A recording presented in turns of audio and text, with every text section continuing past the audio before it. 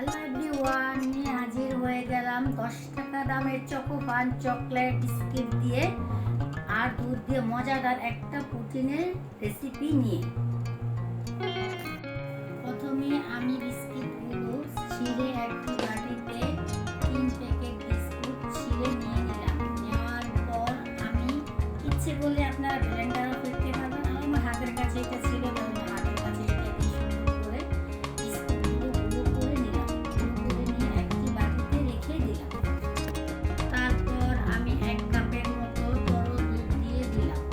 দুধ দেওয়ার পর আমি বিস্কুটের গুঁড়োগুলো দিয়ে দিলাম।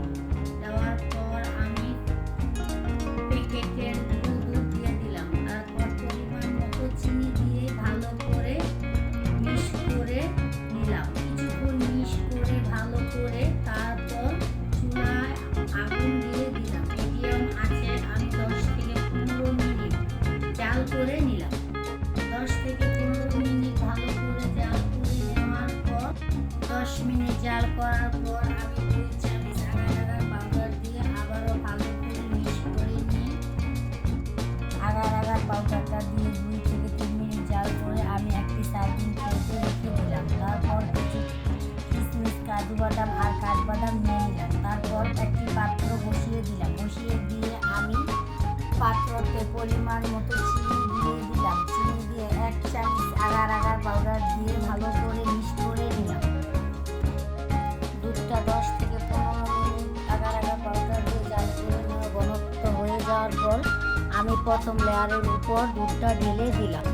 তারপর আমি দুধের উপর কিশমিশ, কাঠবাদাম আর কাজু বাদামটি সুন্দর করে সেট করে দিলাম। দিয়ে কিছুক্ষণ নর্মাল হিটে রেখে দিলাম। তারপর 1 ঘন্টার জন্য আমি নর্মাল ফ্রিজে রেখে দিয়ে তারপর পুডিংটা কেটে নিচ্ছি। আপনি যতটা ঠান্ডা করবেন ততটাই খেতে মজা লাগবে এই বিস্কুটের পুডিংটা। আপনি একবার হলো বাড়িতে ট্রাই করে দেখবেন কতটা সুস্বাদু এই পুডিংটা খেতে।